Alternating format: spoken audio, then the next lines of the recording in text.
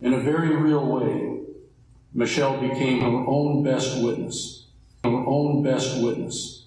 Her own best witness. Michelle Martinko had it all. The beauty, the brains, and a bright future. But all of this was snatched from her on one frigid December evening. This was a case so brutal and unexpected that it changed an entire community. But who did it and why? These questions detectives wrestled with for many years as her case grew ice cold.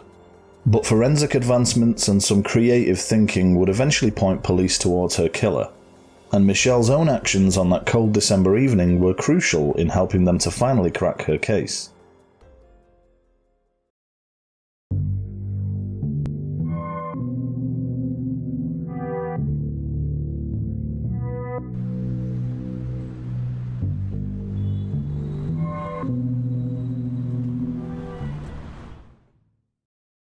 Hello and welcome to the Little Shop of Crime, my humble emporium of macabre and mysterious tales. A lot of the fascination with true crime for me, and I know it's the same for a lot of you, isn't a fascination with the dark acts of the crime itself, but how the crime is solved, the forensics. That's what got me into true crime in the first place. I still haven't forgiven Netflix for dropping forensic files. And this is one of those rare examples where investigators really had to think outside the box and use every resource available to them in order to finally crack it in the most ingenious way. So let's investigate. This is Murder at the Mall. Michelle Martinko.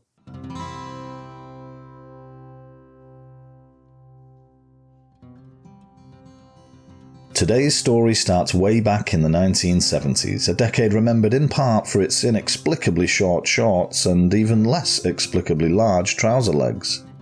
It was the age of disco and moustaches and platform shoes so big fish could live in them. Did anyone really do that? Your fish are dead.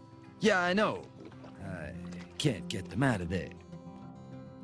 It was also the decade in which Michelle Martinko spent her teenage years in Cedar Rapids, Iowa's second largest city. Population about 150,000.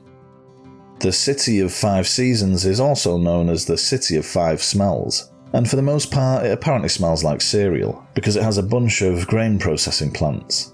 Would love to know if that's true. I'm sure someone will let me know in the comments. Michelle was born there in 1961, the younger of two daughters to Albert and Janet. She was seen as somewhat of a miracle child, a gift to her parents following many years of trying for a baby that were darkened by 5 miscarriages. Her mother was 44. Despite the 12-year gap in age, she and her older sister Janelle, they were always very close. When she turned 12 herself, Michelle was diagnosed with scoliosis, a sideways curvature of her spine, which meant she had to wear a back brace for 2 years. Unsurprisingly, this tarnished her preteen years. She was self-conscious and shy. But by 1979, it's fair to say Michelle had blossomed.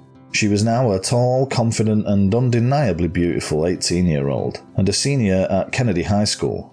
She was described as a head-turner, a fashionista, and someone whose hair was always immaculately styled, earning her the nickname Farrah. She didn't just have the looks though, she was talented too, academically and in extracurriculars. She was part of the school's baton twirling squad, she sang in its choir and acted in its theatre productions. But for the most part she was just an ordinary girl of the 70s who loved to hang out at the city's roller rinks and lakes despite not really having many close friends. Some say this was simple jealousy, others it was due to conflict over boys she'd dated. Typical teenager stuff. Nevertheless, she had big plans to graduate and then study interior design at Iowa State University.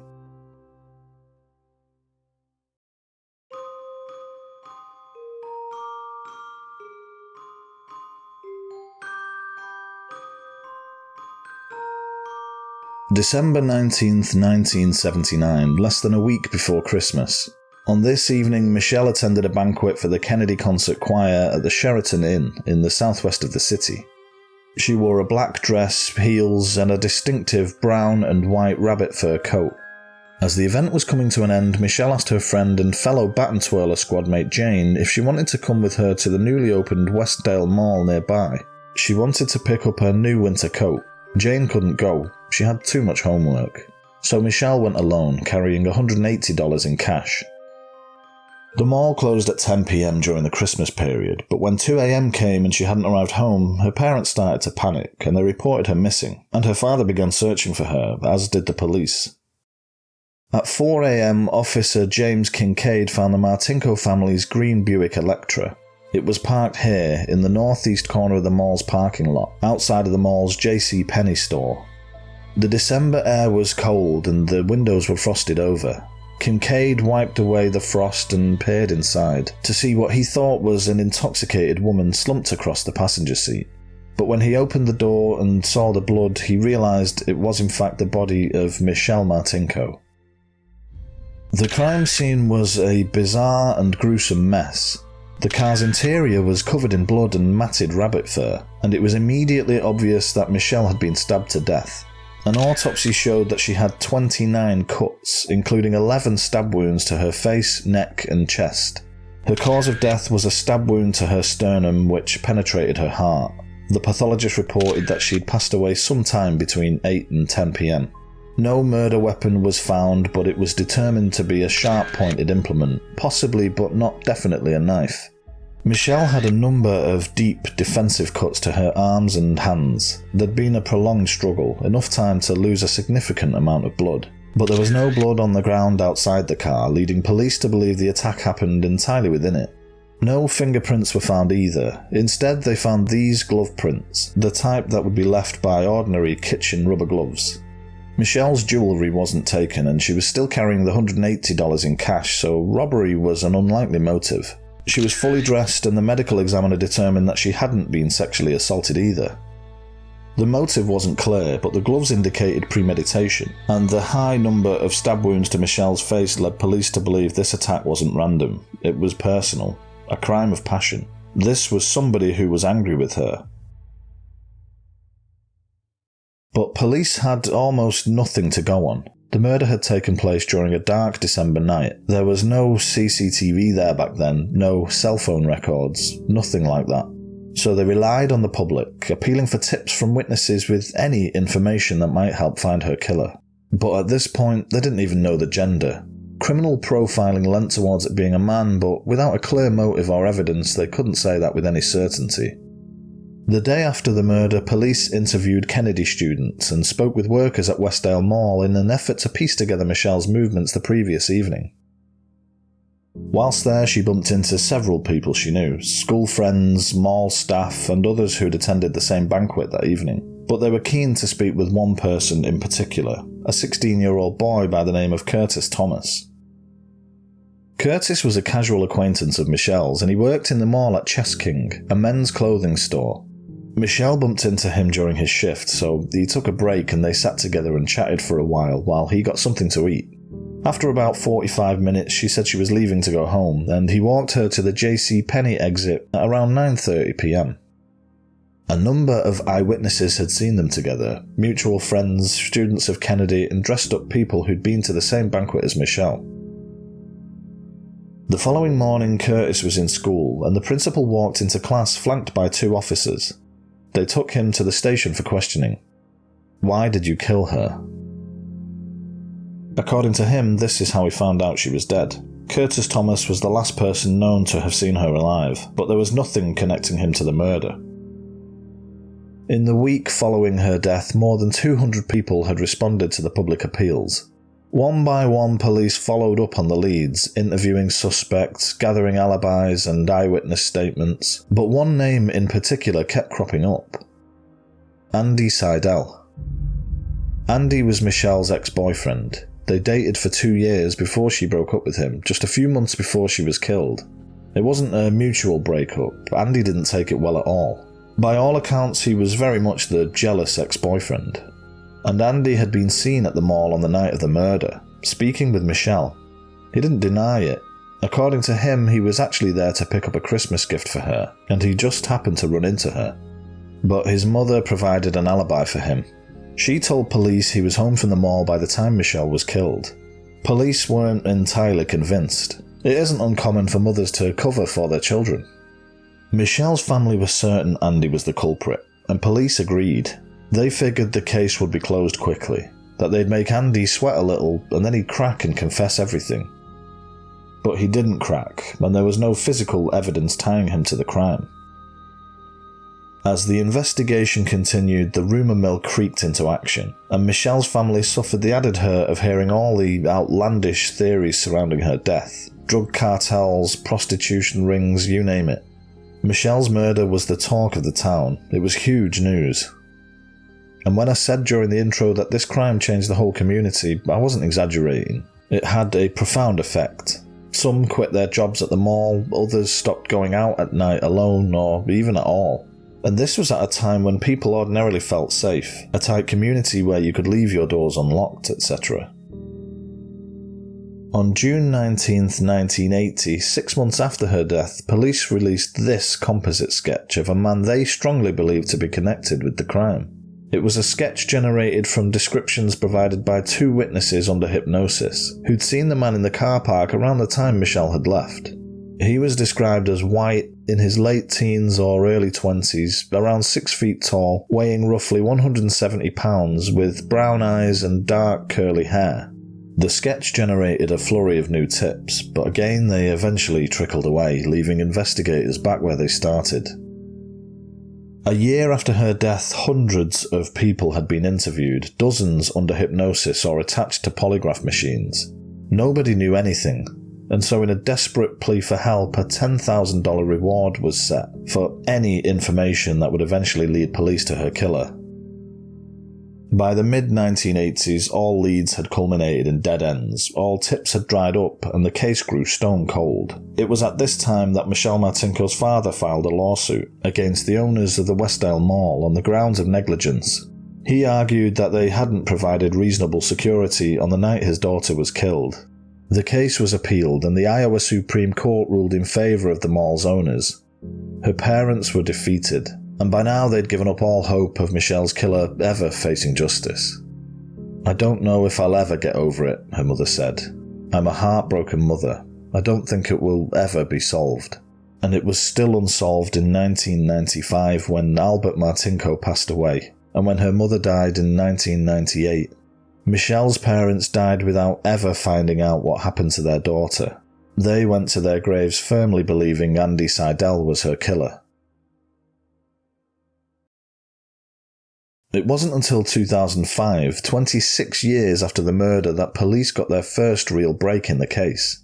When Doug Larison, a Cedar Rapids cold case detective, re-examined evidence lifted from the crime scene and found something no one else had.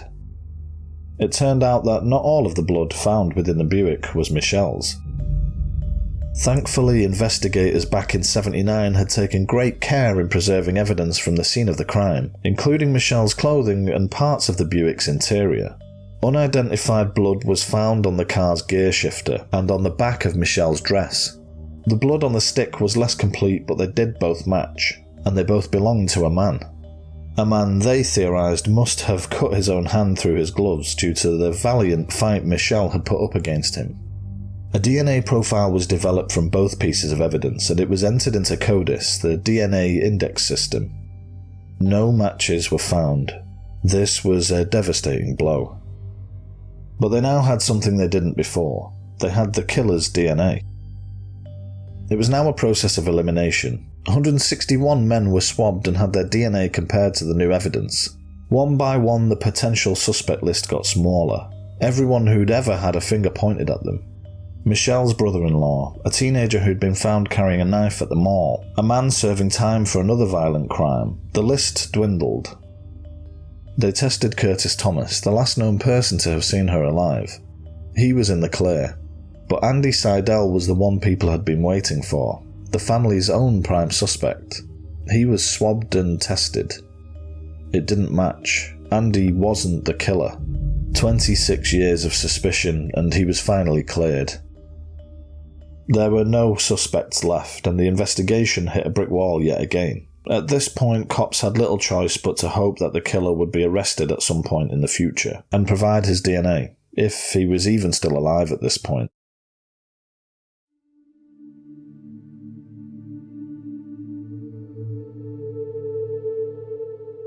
12 more years passed with no further developments, until 2017 when Matt Denlinger took over the cold case. And this is where things start to get a little bit uncanny. Denlinger approached a company called Parabon Nanolabs to see if they might be able to assist in the case. They're a Virginia-based company that specializes in DNA phenotyping, also known as molecular photo fitting. Basically, they're able to use DNA in order to predict a person's physical appearance. Sounds like sci-fi, like Minority Report, but this is real. And this is what they generated. The image looks considerably different from the 1980 sketch. Their killer had blonde hair and blue eyes for starters. They also provided a long-haired version and produced an approximation of how the man would likely have aged in the decades since 1979, which his DNA predicted would have left him with wrinkles and a receding hairline. Police received over 100 tips in the 4 months that followed the public release of these images, but in a disappointing blow for Denlinger, none of these tips led to any arrests. But this isn't the only breakthrough in genetic forensic work that cold case detectives have been making use of in recent years. Just 1 year later, in 2018, the Golden State Killer was finally apprehended, 44 years after his crimes began, when officers uploaded his DNA to the genealogy website GEDmatch, which led them to relatives of the killer and an eventual arrest. GEDmatch is a website you or I or anyone can use. It's basically like Ancestry.com, but users provide DNA samples and upload their data in order to find their ethnic background or long-lost relatives. But in 2018, scores of cases were solved using genetic genealogy. And it was shortly after the Golden State Killer's arrest that Denlinger got an email from Parabon Nanolabs. They wanted to try this with Michelle's killer, and he gave them the green light. They entered the DNA data into the website. It paired with one woman who had markers connecting her to the suspect in Michelle's murder. Brandy Jennings of Vancouver, Washington was determined likely to be the killer's second cousin once removed. This is a family photo of Brandy with her father, who died in 2009. In 2018, Brandy uploaded her DNA info into GEDmatch to see if she could learn more about her dad's side of the family. It was time to start building her family tree. Parabon got to work and determined that Brandy shared one of 4 sets of great-grandparents with Michelle's murderer. A Cedar Rapids investigator used DNA to eliminate 2 of those branches of the family tree. A DNA test on a woman named Janice Burns, descended from the 3rd set of great-grandparents, was more promising. She was first cousins with the killer. This narrowed the suspect list to just 3 brothers: Kenneth Burns, Jerry Burns, and Donald Burns, all of whom were still alive and living in Iowa. After almost 40 years of quite literally getting away with murder, they were finally closing in on Michelle's killer.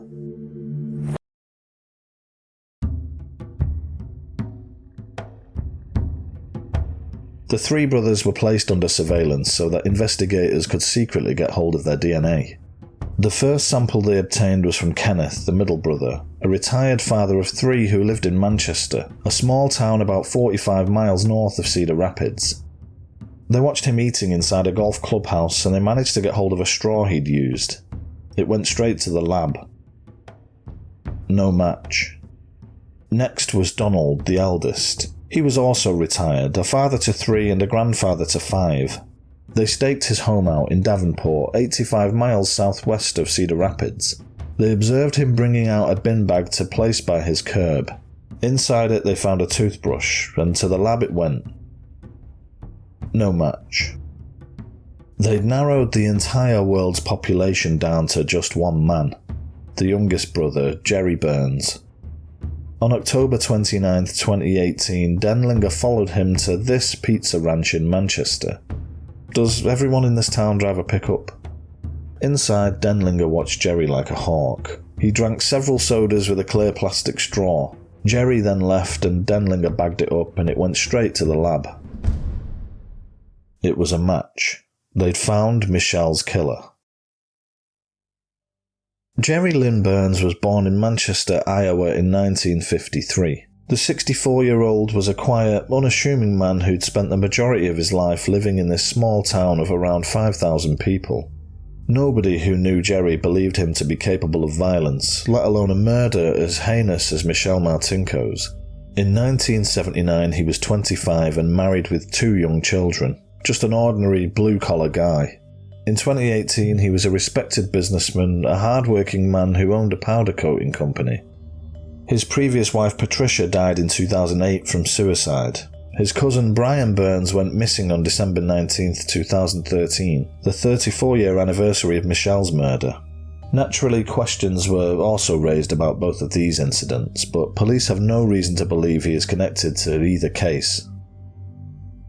With a camera hidden inside a travel mug, Denlinger decided to confront Jerry face to face and pay him a surprise visit in his office on December 19, 2018, 39 years after Michelle's murder to the day.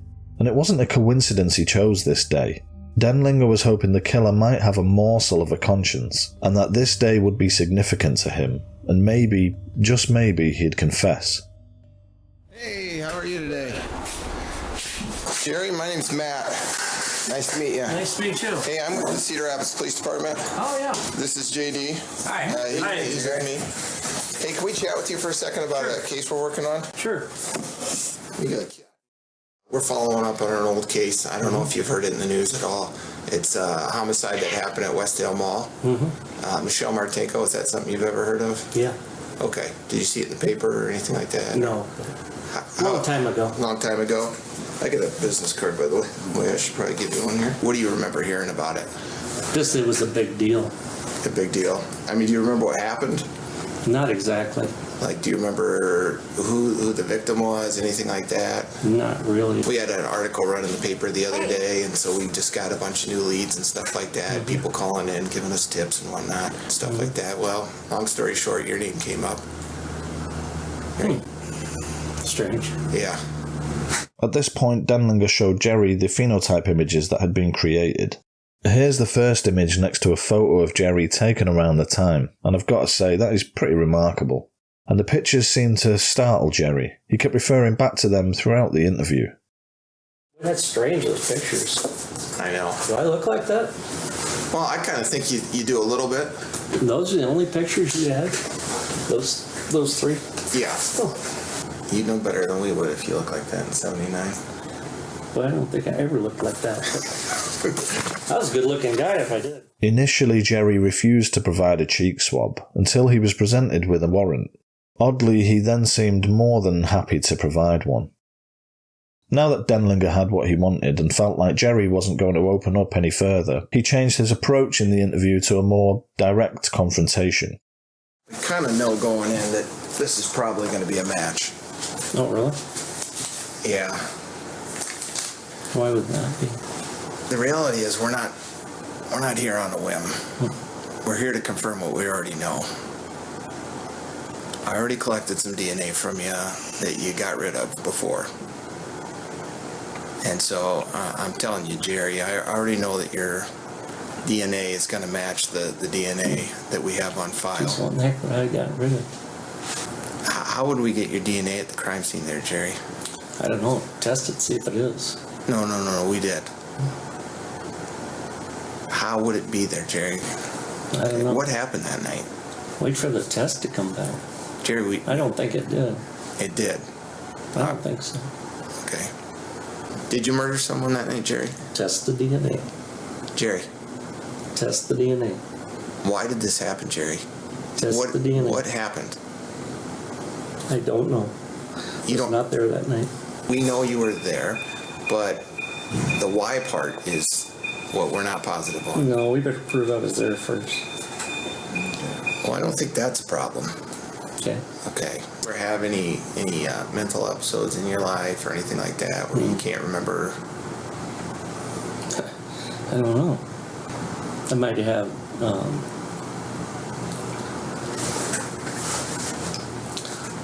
No. Can't think of the word where you hit your head.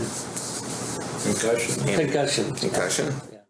The interview lasted about an hour, and Jerry remained calm throughout, despite the circumstances, like being accused of murder. He showed very little emotion, even when he was formally arrested. And what struck Denlinger as really being odd is that, whilst Jerry didn't directly admit to killing Michelle, he didn't deny it either. Test the DNA. What happened? Test the DNA. Test the DNA. They did test the DNA, and it matched, with a 1 in 100 billion certainty. And listen to this strange conversation between Jerry and Denlinger in the back of the police transport vehicle shortly afterwards. I think it's possible this happened, not remembering it. That's how I came to this conclusion. I don't know. I'm sure something like that would be. I just wonder if he Possible to block out. Yeah. Yeah, I think it might be possible. Just blacked out. I don't say block out. What's that? Block out. You think you might have blacked out? No, I didn't say blackout. I said things. You block things out of your memories. Oh, you block things out. I gotcha. I gotcha. It sounded to Denlinger as though Jerry was already starting to test the waters of a potential alibi. Jerry Burns was held on a $5 million cash-only bond and charged with first-degree murder. He entered a plea of not guilty. As part of the investigation, his computer was seized, and his search history was disturbing to say the least. Several times a week, sometimes for hours at a time, he browsed for some damning subjects. The assault of blonde women, strangulation, stabbing, abuse, murder, you name it. If it's appalling, he was getting off on it. And this all presented a plausible motive. But in a blow to the prosecution, Jerry's defense attorney filed a motion to disallow this evidence in court, on the grounds that the web searches and the crime happened decades apart, and the judge agreed during an evidence suppression hearing. His defense also attempted to suppress the straw evidence, given it was obtained without a warrant, but the judge determined that discarded property cannot reasonably be considered private, and so it was admissible in court. The defense also requested that the trial not take place in Lynn County. The case had received a lot of attention there during the past 4 decades, which they saw as potentially prejudicial publicity. The prosecution didn't resist, and so the trial was scheduled for February 10th in Scott County Courthouse in Davenport. In the state of Iowa, first-degree murder is a Class A felony, which carries a mandatory life sentence without parole. Following 2 days of jury selection, the murder trial commenced on February 12, 2020. The crux of the trial centered almost entirely on the only credible piece of evidence they had, the DNA. Jerry's defense attorney Leon Spies argued that DNA doesn't tell the full story. He accused the prosecution of mishandling the DNA evidence because they'd bagged all of Michelle's clothes up together, but the prosecution maintained that it was common practice to bag things up like that in 1979. The importance of DNA evidence wasn't known yet. Jerry's defense called just one witness throughout the entire trial, Dr. Michael Spence, a self-appointed forensic DNA consultant. He posited that it was entirely possible that Jerry's genetic material could have been transferred to the crime scene another way. Maybe it had been left there on a previous visit to the mall, and it was picked up by Michelle's clothing. He made it pretty clear that he didn't believe this did or didn't happen, just that it was possible. Andy Seidel took to the stand to testify. He spoke very highly of Michelle. And let's not forget, this is a man who'd spent the best part of 3 decades of his life with people in his community suspecting he's a violent killer, including her entire family. Curtis Thomas also took to the stand to give his account of that evening, and it's clear that Michelle's death had a lasting impact on him. I remember that night. I remember Michelle, her smile.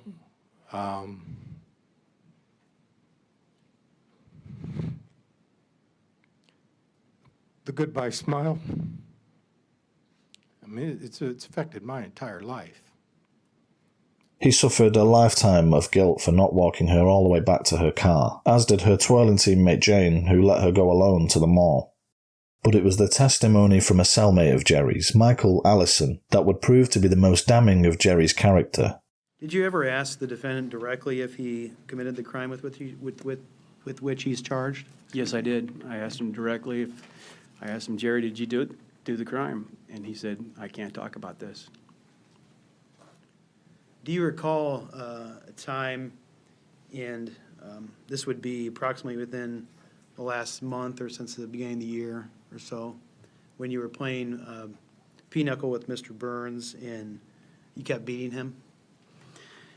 Yeah, I remember that well because he had told me if I keep beating him in pinochle, he was going to have to take me to the mall. Has Mr. Burns discussed with you his feelings regarding the potential outcome of his trial, or something he told to you about no matter what happens, what his feelings would be? Yeah, he feels like no matter what happens in this case, that he wins because he had the opportunity to be out there with his family all these years.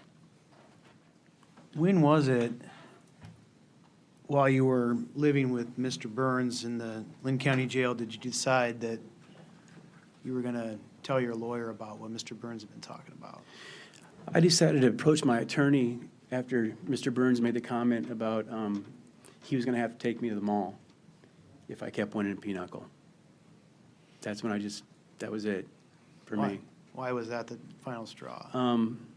It disgusted me. Do you have a daughter? Yes, I do. How old is she? She's 17. The trial lasted 2 weeks, and on February 24th, the jury began their deliberation. After less than 3 hours, they unanimously found Jerry Burns guilty of first-degree murder. 3 months later, his attorneys filed a motion for a retrial. They claimed that having his request for evidence suppression overruled was a breach of his constitutional rights, but there would be no retrial. And so on August 7th, 2020, Jerry was given the mandatory sentence of life without the possibility of parole. He's currently imprisoned at Anamosa State Penitentiary, and he'll never be a free man again. Michelle's sister said that she only wished her parents were still alive to see the case conclude. Michelle's brother-in-law said this: I don't remember much of that day now. What I remember most are the 39 Christmases with our little family, diminished by one. And that year, 1979, Michelle's presents were unopened. We deeply regret that Michelle's dad and mom aren't here to know what their surviving daughter knows. That is Mr. Burns, who took Michelle's life, and will forfeit his freedom forever. We are thankful that she fought so hard. Michelle played a critical role in identifying her own killer. The defensive wounds on her hand show it. She fought so hard that she was able to deflect the killer's knife so that he stabbed himself, leaving the blood that caught him. In a very real way, Michelle became her own best witness. Mr. Burns went to Westdale Mall to kill. Armed with a knife and rubber gloves that he was sure would protect his identity, he picked Michelle out of the crowd of Christmas shoppers that night, stalked her, and killed her. Janelle and I are comforted, and we can all be comforted by the fact that if it wasn't Michelle that night, it would have been some other young woman. And that young woman is surely alive today, well into late middle age, because Michelle is not. For 40 years, this case haunted Cedar Rapids. Finally, they know who killed Michelle Martinko, but they still don't know why. To this day, Jerry denies any involvement, and until he admits it, we may never know the motive behind the awful murder. The early theory that the murder was personal in nature was wrong. In reality, the attack was seemingly random. There's nothing to suggest that Jerry and Michelle's paths had ever crossed before that night back in 1979. Denlinger believes that Jerry was at the mall that night to sexually assault someone, to live out one of his dark fantasies, and he saw Michelle walking alone to her car. But she put up more of a fight than he bargained for, so he killed her, panicked, and fled. No doubt Jerry Burns thought he'd got away with murder, but after 39 years, his past finally caught up with him. It's getting harder to get away with murder. Forensic DNA technology is incredible. Look at these two side by side. Okay, they're not identical. It can't predict how overweight a person might be or whether they have facial hair, but look at the distinctive ear shapes, the eye and hair colour, the shape of his nose and his receding hairline. It at least gives you an approximation, something to go on. In this case, it was a much better indicator than the composite eyewitness sketch. And little did Brandy Jennings know when she was entering her DNA info into GEDmatch that it would soon help to crack a 4-decades-old murder case involving a cousin she didn't even know she had. And that concludes the case of Michelle Martinko. Thanks so much for stopping by. I appreciate every single one of you, and hopefully I'll see you next time. Bye.